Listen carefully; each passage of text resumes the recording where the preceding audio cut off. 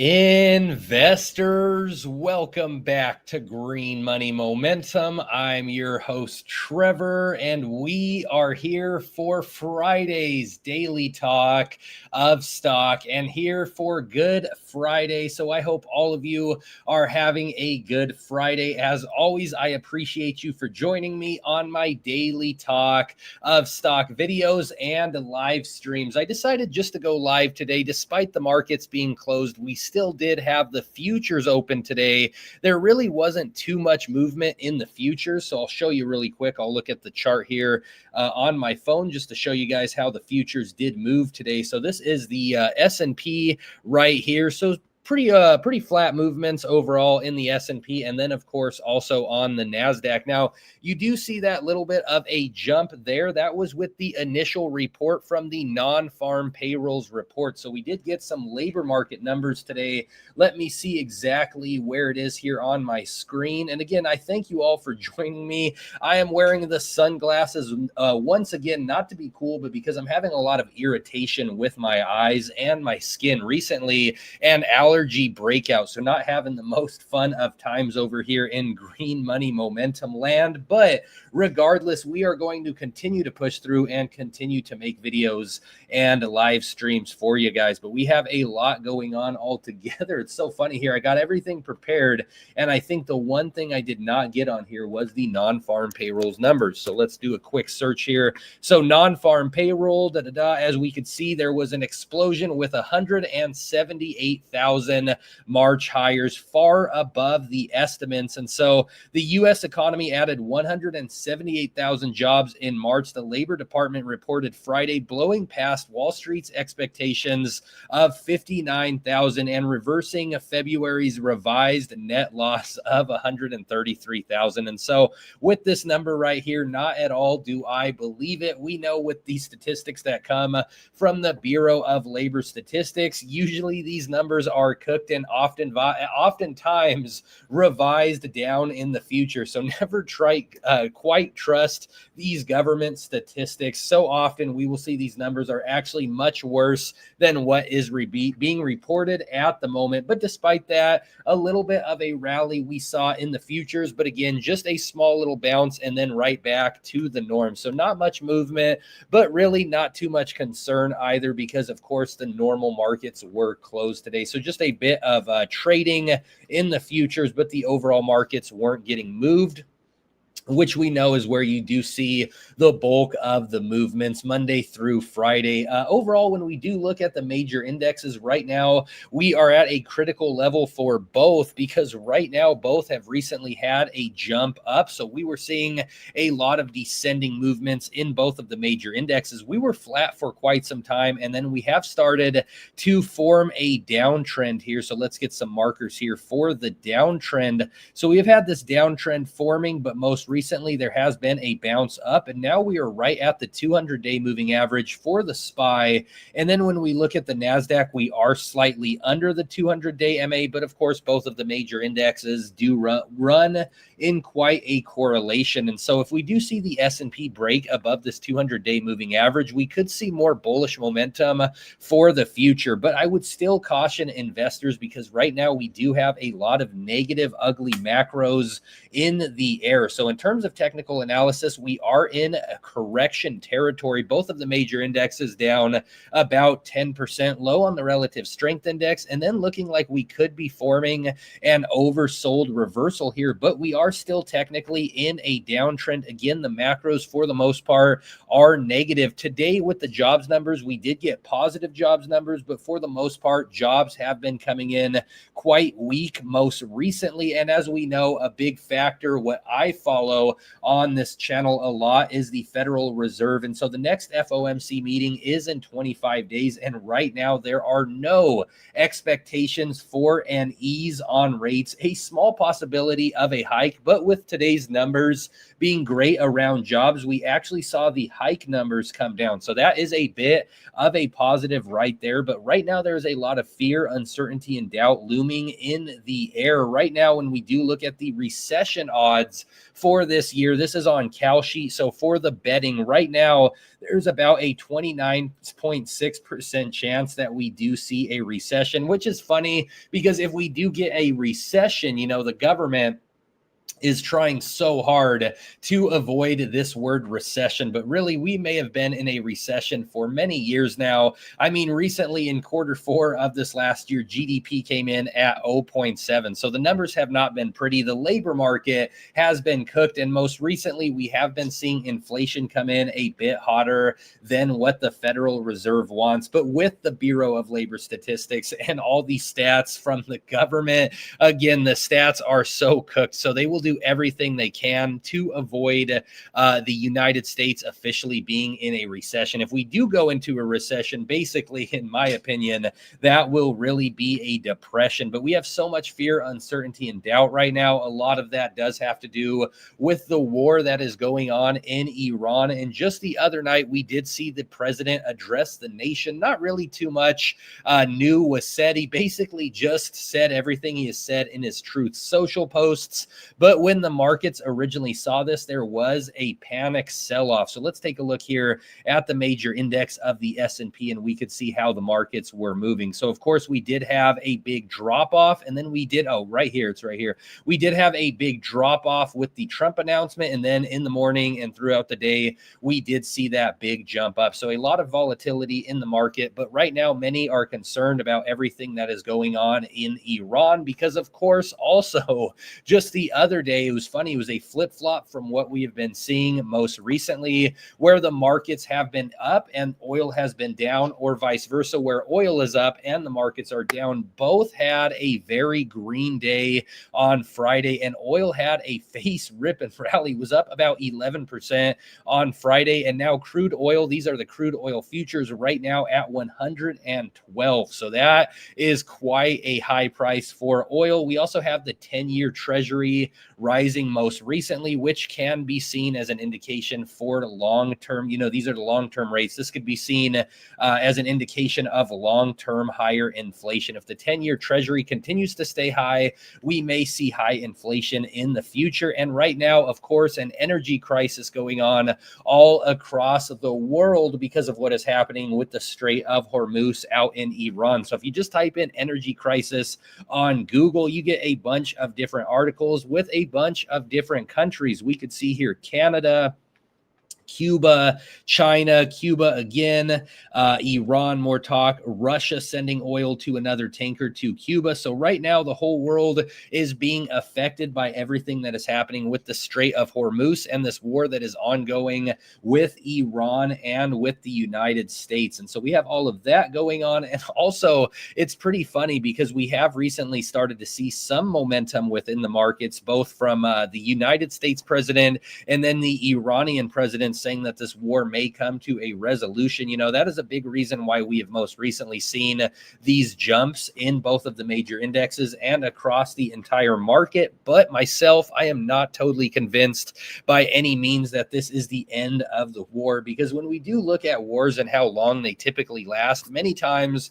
they will last for many years. And right now, the war that we have ongoing has only been officially going since February of 28th. And let's remember also that there are troops going out to the Middle East right now. And so there's still all of that going on. Also, we did see the Army Chief of Staff, Randy George, put out. So he was fired. So just like this article reads right here, Pete has asked the Army Chief, Randy George, to step down and take immediate retirement. So very interesting that he wants this current Army Chief to step down. Maybe he wants someone in that place who will be more pro-war or will be more for putting those boots on the ground. So we have all of that going on right now. And then when we look at this next week, and by the way, I did not do a video yesterday. So this video, this live stream is kind of a close-up of the daily talk of stock for Friday. And also because this is Easter weekend, I will not be here on Sunday for our normal Sunday live stream. And so This stream could kind of be seen as a 2-in-1. We're recapping this last week and then also doing our preparation live stream for everything to expect for this next week. And so just looking at this next week, we have the ISM service numbers on Monday. Tuesday, we have some around consumer credit. Wednesday, we have the minute of Fed's May FOMC meeting. So this will be interesting because this tells us the sentiment within the Fed, whether, the members of the Fed want to see rate hikes, rate cuts, just what the Fed's mindset was going into the last meeting. We could kind of see how the other committee members felt and maybe why Jerome Powell was so hawkish at the last meeting where we did get that pause. And then Thursday and Friday, we have even more on the calendar. We have the core PCE numbers, the PCE. We have everything around PCE. We also have the GDP second revision, initial jobless claims, and then we have more on inflation on Friday. So a lot around inflation and also jobs coming up this week. This could cause a lot of fear, uncertainty, and doubt if these numbers do come in bad. But again, don't trust your government. They may be cooking these numbers, so the odds for the Federal Reserve could change. But if all these numbers do come in negative, well, we will likely see that this right here, the possibility of an ease stays about the same at 0.00. But if numbers are bad enough, we could see the odds of a hike going up. But most likely, in my opinion, again, never financial advice, always just my opinion, I do believe that the Fed will not cut at this next meeting, no matter how the job numbers come in. But if the job numbers do come in great, and if inflation does look tamed in these next reports, you better bet that Donald Trump will go on Truth Social and take some jabs at the current federal chairman. So we have all of that coming up this next week. Let's take a look really quick at the economic calendar and not the economic calendar, the earnings calendar, and see what we have in terms of earnings. And so this is going to be for the first week here in April. Second week actually here in April. Let's take a look here on Monday. We have two companies. We have Levi. We have Applied Digital on Wednesday. That's going to be an interesting one. And then we have BB. Who's BB? Oh, BlackBerry. That's funny. And Bryna Technology. So really not too much on the earnings calendar for this week. Right now, I don't think that earnings are going to play too big of a factor in the current market movements. We focus a lot on technology and AI on this channel. And many times when you do get a positive earnings report with a big technology company or something around that space, around the AI space, you could see it help to pop the entire sector because the sector can be very correlated. Applied Digital, of course, they have the infrastructure. They are building a lot of the data centers for all of this AI that we are to see in the future. So I believe even if they do come out with a great earnings this week, I don't believe it's going to really shake up too much in the markets. Maybe we will see a pop in Applied Digital, but in terms of the technology sector, I don't think it's going to ease any of the concerns here in the short term because the markets right now are mainly focused on the macros with the Federal Reserve and with the war that is going on, and then a lot around oil. If we do look at Applied Digital in terms of technical analysis, we did have a bounce most recently off this level of support. Right now, we are at the 200-day moving average. We are a bit low on the relative strength index, but also we could be seeing a bullish cross on the MACD, but I'll be completely honest. Now, this is the part where I will give my sentiment for this upcoming week. I am not really too bullish on the markets for this week, despite having some bullish momentum most recently. I do believe that this could all basically be a fake out. We could just be seeing a higher low built on both of the major indexes, right? The major indexes most recently getting into correction territory. So we could see an oversold reversal and we could start to move up, but I don't think that the macros here in the short term do support that. So I do believe that this will be eaten up right here. And I do believe that this will be a rejection on the MACD and we could push lower. That is my short term bearish sentiment. In the long term, of course, I am very bullish on the markets. And I know that eventually we will be much higher than we are right now. Even if we do get a breakup from these levels, just go into correction and not quite bear market territory. Bear market territory would be if we drop by 20% from the highs. Again, we are right now right about correction territory, about 10% down from the highs. But I believe even if we do have a crack back up, it's still going to be ugly. We could see a V recovery, but I still think the Bears may take some control of the markets this week, but we will just have to wait and see. So overall for this week, I'm going to say exactly what I have been saying in all my videos and live streams most recently. I'm just going to remain a bit patient, a bit cautious on these markets right now. I believe, right now is a good time to wait for the right side of the V, right? Like it's always good to catch the bottom. And for anybody that caught this bottom right here, I'm sure they are feeling great. But again, it could be eaten up or I could be completely wrong and we could continue to push higher. I mean, if the numbers around the economic calendar are positive and we see a change in the Fed's sentiment going into the next FOMC meeting, if somehow we see a cut, well, that would be very bullish for the markets. And I could definitely see a recovery back to right where we were at and even higher if that is the case. If the numbers are bad, I could see us dropping lower, but right now, very unpredictable what we will see next. And so I don't want to get chopped up either way. Again, it would be good to catch the bottom if we do see a face rip and rally towards the upside, but also I am okay with waiting for a little bit and seeing what the technicals, what the news, and what the macros bring next. Again, a lot of fear, uncertainty, and doubt around the war and around Iran right now. And also I did want to show some memes. So that basically wraps up, everything for this last week within the markets, kind of wraps up my predictions for this upcoming week. And now we'll just look here at some memes and we could talk about some individual stocks if you guys want to. I showed these memes in my last video, but I thought this was so funny. We were talking about the president's address to the nation, and this was a really funny screenshot that I saw most recently. So somebody donated $200 and they said, "Dear Trump, please say Bitcoin." That is so funny right there. He did not say anything about Bitcoin at this address. All he did was talk about Iran. And again, he even talked about bombing Iran all the way back to the Stone Ages. And this basically sums up perfectly how the markets are in today's age. Before all around technical analysis, the MACD, the RSI, again, we look a lot at the technicals on this channel. We look at the economic calendar, the earnings calendar, everything like that. But so much weight is held on those Truth Social posts from the president. I mean, when we look at the most volatile movements most recently in the S&P, a lot of it has came off those Truth Social posts. This was a Truth Social Trump pump, and then we saw the dump, and then another Iranian president news headline that got us pumping, and then right here, the dump from President Trump, and then the markets rallying once again. Right now, many are not certain about where the markets are at, thinking that this might just be a bull trap or we do push higher. Again, in my opinion, I do not believe that this war is going to end anytime soon. And what we are seeing in general is absolutely wild with this energy crisis. Hopefully, this does not end up being CVID 2.0, if you know what I mean, going back to 2020 lockdowns and all of that. This energy crisis may force us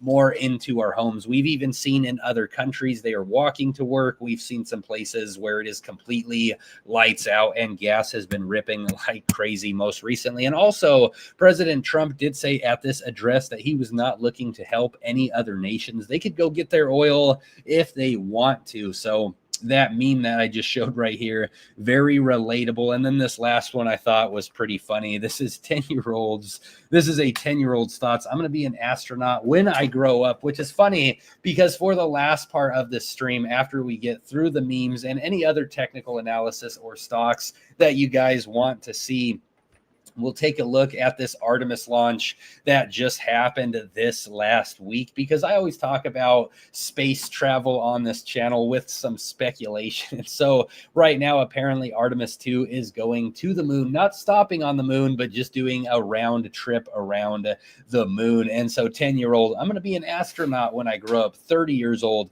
This new monkey meme coin is going to be the one. I feel it. That is so funny. By the way, talking about meme coins and just coins and crypto in general. Let's take a look here at Bitcoin, because Bitcoin right now is looking pretty weak overall. So with cryptocurrency, another sector that is looking very weak. And again, despite the president saying that there is a resolution coming soon and the Iranian president saying there's a solution coming soon, we have troops going out to the Middle East right now. And I think that things may potentially get worse. And I don't want to think that again. I feel so blessed out here in Tempe, Arizona. I love my life. I love looking out this window, seeing this nice lake. I love, being able to go around to the community, meet people, do fun things, work out, all of that. I am super blessed. I'm super blessed, to live a very safe life and everything like that. And everything that is happening with Iran and other areas of the world, that is all so unfortunate. So I do wish the best for everybody. But again, I can't deny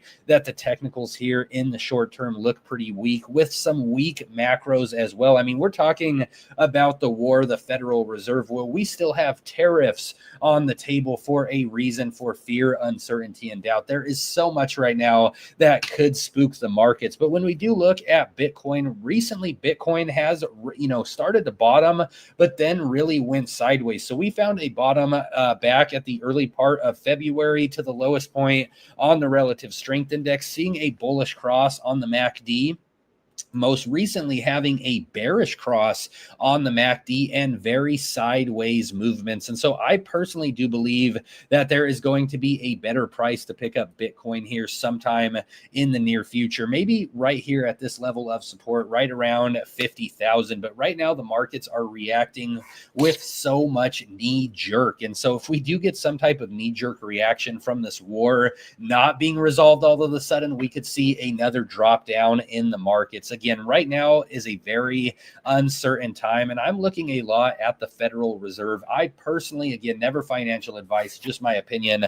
I believe that the markets move a lot off the M2 money supply and what the Fed is doing. And right now, the Fed is hawkish. So I right now am a bit bearish because of that. If we get some type of pivot from the Fed, I will change my standpoint, especially if we see some more bleeding within the markets. But right now, if the Fed is hawkish, I'm going to be a bit bearish. Let's take a look here now finally at the comment section. So thank you to everybody who is here. We got Beeline saying sell in May and walk away. That is when we are supposed to get the new federal chairman, Kevin Warsh, and many believe that Kevin Warsh will switch the sentiment within the markets, change the sentiment from within for the Fed, that instead of being so hawkish like we have seen from Jerome Powell, things will be more dovish. But we got to remember that Kevin Warsh is also a member of the Federal Reserve. He is a banker himself. And so if all the other heads in the Fed want it to now, be stagnant or possibly even hike rates, even though he is the federal chairman. Again, it's a big committee. That's why we're going to see the minute of Fed's FOMC meeting this Wednesday, because it's all the heads talking about what to do with monetary policy. And so I've joked around for some time, Beeline, saying that maybe the move is stay away till May, but that is a very classic expression of stay away in May. We'll just have to see if Kevin Warsh does change the sentiment at all within the markets once he does get into the place of Jerome Powell. Looks like we got a comment from Benjamin Graham. He says, these are much different than the market's value investor Benjamin Graham invested into. That is true, my friend. Thank you for joining the live stream. And yeah, these types of markets are not the markets that your grandfather was living in, right? There is so much volatility present. The Federal Reserve has really messed up the monetary supply so much, and there's just so much really going on right now. I mean, there is so much influence with what the president says on Truth Social, which is crazy because it reminds me of the times when Elon Musk was pumping Dogecoin. It's really crazy that just one individual can pump or dump the markets like the president is currently doing. And rumor has it that Tesla will stop building Model D and X to stop building Model D and X. That's funny. D-Generation X. If you're a fan of WWE, you'll get that right there. To free up space to build Optimus bots. So bullish on Tesla. Oh, yeah, Nebius too. Let's take a look at both of those plays right there. Let's take a look first here at Tesla in terms of technical analysis. I agree with you, Beeline. I am very bullish on Tesla. Also, I believe it's huge what they are doing with the Optimus bots. And even though we've seen this year start off pretty rough. I still believe that if we do get a flip in sentiment within the markets, which right now I am thinking that we are going to drop a bit lower. I think a lot of plays that we talk about on this channel, these technology plays or small caps, may even unfortunately get slaughtered a bit more here in the short term. But I also believe that the Mag 7s could get hit pretty hard too. I mean, those are the biggest stocks in the markets, Tesla being one of them. Right now, Tesla has dropped under the 200-day moving average. We may see a death cross on the 50-day, dropping under the 200-day MA, the RSI looking pretty weak, and then the MACD looking pretty weak also. So I do think that Tesla could drop a bit lower, but overall long-term vision with the stock beeline, I do agree with you.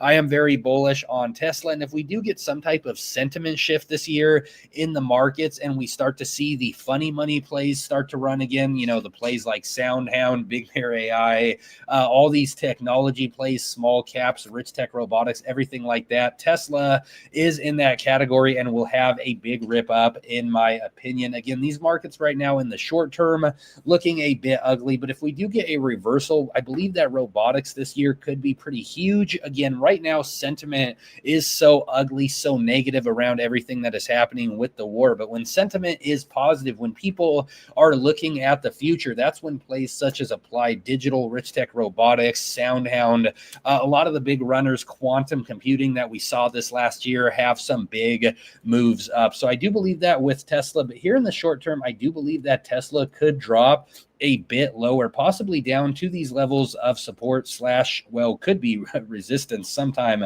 in the future, but these levels of support right around here.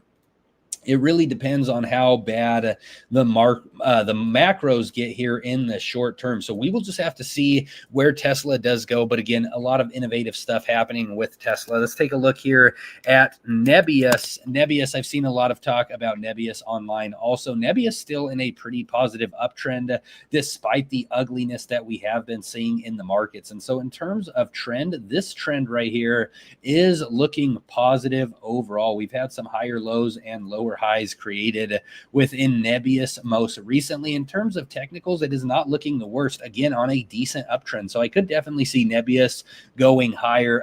I know you've talked about Nebius in the past, and I think Nebius is around nuclear energy, if I'm right. But let me just look. Again, there are so many different stocks within the markets. Oh, artificial intelligence infrastructure. That's right. Yes, I've heard of Nebius before. But yeah, overall, looking very positive and bullish. Beeline, I would be curious what your opinion on Applied Digital is. What do you think that APLD will do next? Again, Applied Digital does have their earnings this week, so it'll be interesting to see if that does shake up the trend at all. And again, the market's right now so unpredictable. I right now I'm in a just wait and see type mindset, because right now we are at the 200-day moving average. The macro's looking ugly, but also the markets can be irrational longer than you could be solvent, as they say. And so many have been most recently getting bearish on the markets. I could see a scenario where we can continue to squeeze the shorts. But again, recession possibly on the table, a war ongoing, and a Federal Reserve that is currently hawkish. I also had another meme that I wanted to show to you guys. Give me a second here and I will pull this up, because again, there's been a lot of fear, uncertainty, and doubt within the market. And I'll stick to the exact same standpoint that I have had most recently. What I am doing in the short term, if we do see some crazy pumps, again, we're at a possibly elevated level, possibly a slaughtering of the bulls. If we do get some ugliness in the markets, I'll be looking at doing some more short-term shorting. This meme right here with SpongeBob I thought is pretty funny, how MFers act after making 12 in gold after a rocket hits Iran.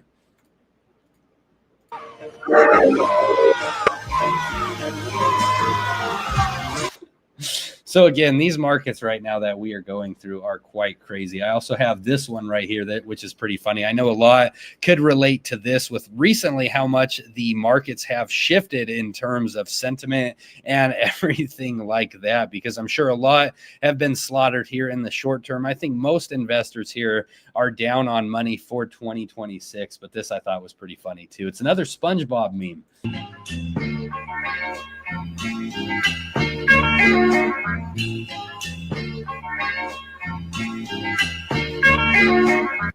The journey to profitability. Am I right? And I got one more meme here for you. Again, I know many are not having the best of sleep right now because of the stress that they are feeling within the markets. Long term, the markets will recover. But I don't blame investors for being a bit fearful here in the short term. This is the last meme here that I thought was really funny. This one got me cracking up earlier. How I used to sleep before my bro got me into betting. So basically into the stock market.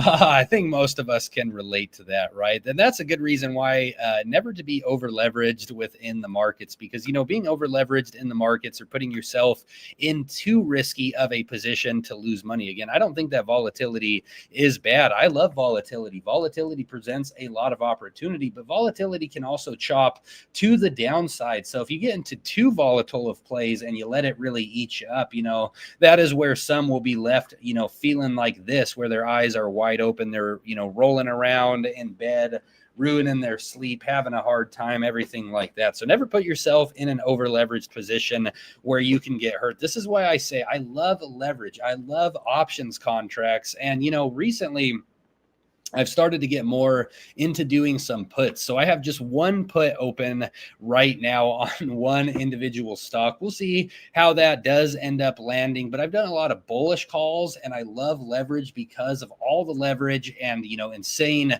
return on investment that calls can bring. Recently now I'm doing some puts. We'll see how that does work, but I am a big proponent of using leverage. I love leverage mixed with cash to have a better ROI, to really make the most significant movements out of your investment. But as I have always said, I've said this since day one on this channel, never over leverage, never put yourself in a position where you are going to lose some sleep, because so many different minds, the chemistry within those minds have been recently changed because of the volatility that we have seen in the markets. I'm sure many have been hurt and many we know have been tapped out in the markets. It's funny because we're looking at correction territory with both of the major indexes, but many stocks have fallen by more than 50% from their highs. One of the long-term buys that I have, one that I have just been adding to slowly in my long-term portfolio, is Robinhood, because I do have a lot of faith in Robinhood long-term, but also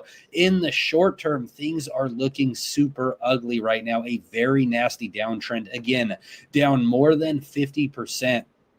I've started to add to the dip. I bought into the dip on Robinhood at 120 and 100, but I more aggressively added to some of the dip here. And now the technicals are looking like we could get a rollover and possibly drop even more. If that does happen, that will be fine with me, because this is in my long-term portfolio. This is what has long-term tax advantages. And so I will be holding this asset for more than a year. But if you are over leveraged on a play like this, you may not be able to withstand these movements as easily. In the short term, Robinhood has been a very ugly bleed. So just imagine if you were over leveraged at these levels here. And this is an example of how the markets can take your lunch, not just take your lunch, punch you in the face, take your lunch, and then spit on you after it eats your lunch, right? And if you're over leveraged, you will feel every bit of that drawdown. And I'm not just picking on Robinhood because this is one of my favorite stocks, but there are so many different plays that have been beaten up. Again, cryptocurrency has killed so many here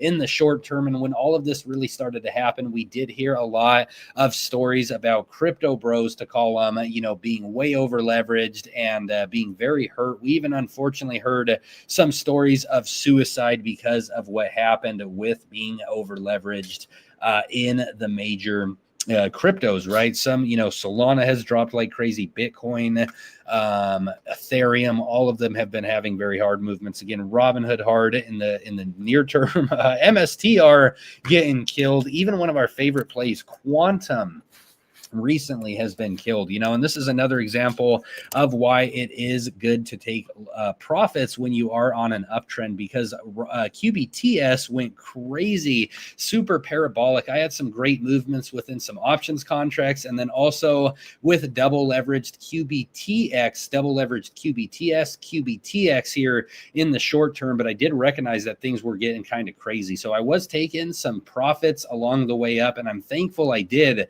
because now we have had such a hard retraction. Again, I'm a big fan of quantum computing. I do believe in the future of quantum computing. We had a great call on this play right here. We called it all the way back here. We said that QBTS could 10x, and damn near did in just a year. But here in the short term, it has been draining, and I do believe that it could drain even more. So I took a lot of profit on the way up. I still do have some QBTS for this way down, but overall, I could see it bleed worse. And again, this is where, could you imagine if someone got over leveraged at these levels? I'm sure they are devastated now. Again, always have proper risk management, just because the markets can really do anything. It is absolutely crazy what has happened here in the short term. I mean, so much in terms of macros have really shifted the markets. And then last here, and then this will finish the daily talk of stock portion of this video. This is the recap from last week and also what we can expect for this week.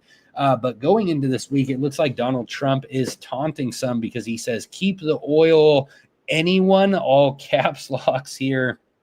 With a little more time, we can easily open the Hormuz Strait, take the oil, and make a fortune. It would be a gusher for the world. Again, this is why in the short term, holding over the weekend, if you are over leveraged or in short-term positions, can be very scary. I mean, look at these Truth Social posts right here, throwing more at Iran and the Strait of Hormuz. A lot of war talk from the president. So again, even though they've talked about a resolution, I am not expecting one here in the short term. I believe that this war can go on for many, many more years. And then last thing he had here, this was from 21 hours ago. Our military, the greatest and most powerful by far. So taking an opportunity to brag about the military anywhere in the world, hasn't even started destroying what's left in Iran. Bridges next, then electrical power plants. New regime leadership knows what has to be done, and has to be done fast. Whoa, look at that right there. I mean, those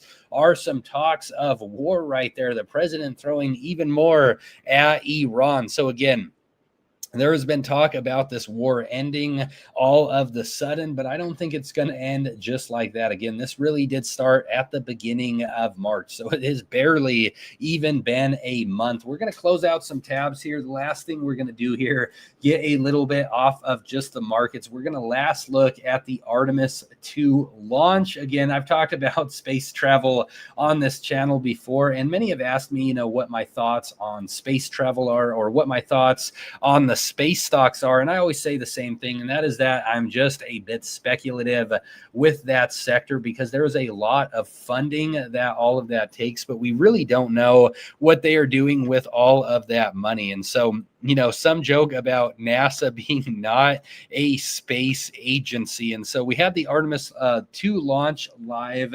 This was earlier this week. Funny enough, this was on April Fool's Day. And so the government may be fooling not only investors with how President Trump came out, said all these negative things, and then we saw the jump in the market, but also those who love space travel, because we got the Artemis 2 launch. But this is perfect that we just got this, because I'm always saying how when it does come to space travel, I am speculative. I'm not saying that these rockets aren't real. I mean, this is real. This is right in front of our face. But when we watch the trajectory of this rocket, it's a little bit strange. And with the footage that NASA gives us, it's like, we are in 2026 with the greatest of technology. I am getting a call. Give me 1 second here. I want to close this out. Okay. We are, what was I saying there? Oh, yes. When it comes to space travel, it's like there's a lot of hope around space travel. Many are saying like Elon Musk is doing amazing things. NASA is doing amazing things. You have Blue Origin doing amazing things. But then we see the Artemis 2 launch, and it's such BS, the type of footage that we get. It is 2026. We have the greatest cameras in the world. We have the greatest live streaming technology in the world. Going live now is so profitable. And this is what NASA shows us as footage. So if you didn't get to see this NASA footage footage from April Fool's Day. We will watch this together. Let me pull up the one that has audio. I will be right back. Give me just 1 second, and then we will run this clip here. I guess I'll start it, and I'll be right back, everybody. But yeah, some crazy footage that we got this week.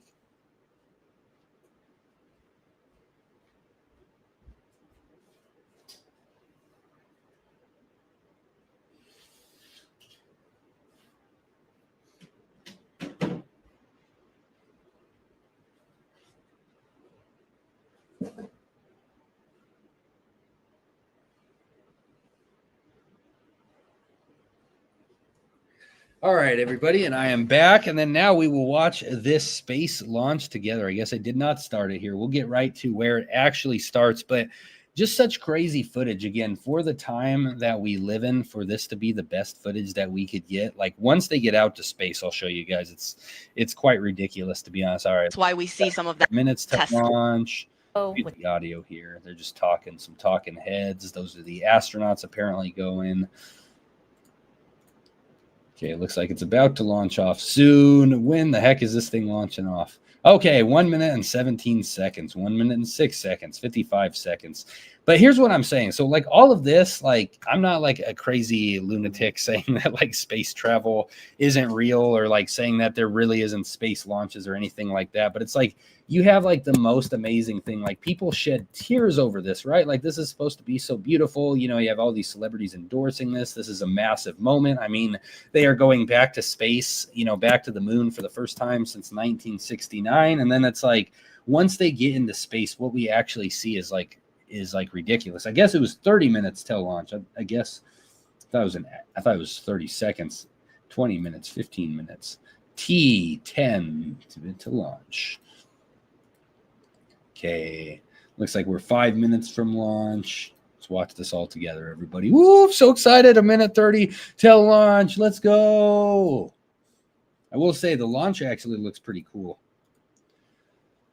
But again, also, we're talking about oil and everything that is going on right now. I mean, damn, if we're talking about like supply and demand and all of that with oil, like why are we throwing such a amount of supply of oil towards this? We have all these other things going on in the world. Why are we concerned about sending some astronauts to circle around the moon right now out of all times, right?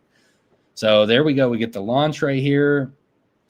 Looks beautiful. We get some terrible crap footage where it's cutting to black, but look at that. That is beautiful. But damn, think about all that oil that is being used right there. We're talking about an energy crisis. Well, they ain't saving energy with that. So we have that going into the air. So all of this looks nice. Like all of this to me right now looks great. Like nothing suspicious about this, right? I mean, you can see that with your real eyes. I'm sure everyone who was out there saw it, right? But it's just once we get to space, this is what I think is so crazy. So we're boosting. Then it does look like the rocket starts to go sideways. Let's get to this part. Okay, but this is what really bothers me about NASA, right? We're supposed to have this amazing footage, like this stream is all big and everything. And then once they finally get to space, this is the type of footage that we get. Let it run. So you don't really like ever get like the camera angle of the actual like rocket breaking into space right now. All of a sudden it's just in space. It's like super crappy footage. Volatility is spiking. I agree with that. Give me a second, guys. So super crappy footage. Everyone in there cheering, and it's like, and then this is what really bothers me, right? So got the space launch. Everything is supposed to be all great. And they basically show us like this one shot right here. This is about all you get, I guess, the thing detaching. And then they just show CGI from that point on. The rest of the live stream was just CGI. So it's like, you know, why are we just showing CGI in this time? Like, this is supposed to be the most amazing thing of our time, and we're just showing CGI on the screen. And this isn't like the first time they've done this. It's so funny. Like when it comes to space travel, I don't know if you guys saw, not our government, but the Indian government, when they went out to space. They literally showed this on live television. So they were just showing a CGI, terrible CGI footage of them apparently landing on the moon. But we have yet to see any more footage of India being on the moon. So it's like they will tell us they're going out to the moon, or they'll tell us about this space travel, but then they won't really show us anything more. It's just really strange altogether. And that's why I say with space travel, you know, I don't really get into space travel too much, because like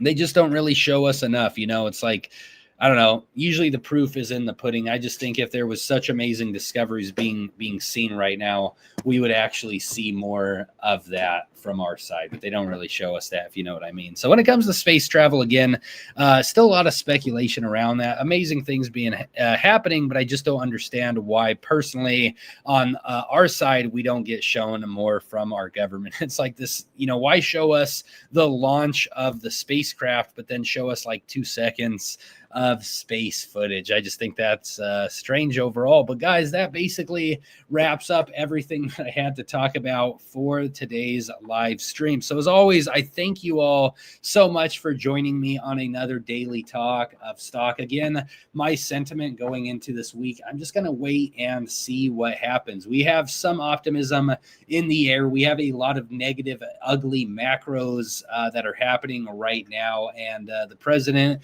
spooking the markets. Again, anything can happen this weekend. I'm just going to wait for the right side of the V to say if there's a recovery. I'll wait for that right side of the V. Otherwise, I'm not too convinced that we are out of this downtrend already. But I would love to hear what you guys all think. So if you are watching the replay, please drop a comment in the section below. Please let me know if you are bullish or bearish on the markets, what you think currently, what you think about the war and everything that is going on. Please leave a like and please subscribe to the channel if you haven't already done so. To everybody who participated in the live, I thank you for being here. Everybody who is watching the replay, I thank you for being here. Again, this is my Friday's daily talk of stock, Thursday's daily talk of stock, basically the weekly wrap up, because I did not do a video yesterday, and then also the daily talk of stock weekly preparation video for Sunday, because of course Sunday is Easter. So I hope all of you have an amazing Friday. I hope all of you have a great rest of your Good Friday, and as always, I thank you for being here. Green Money Momentum signing out. I will see you all in the next daily talk of stock.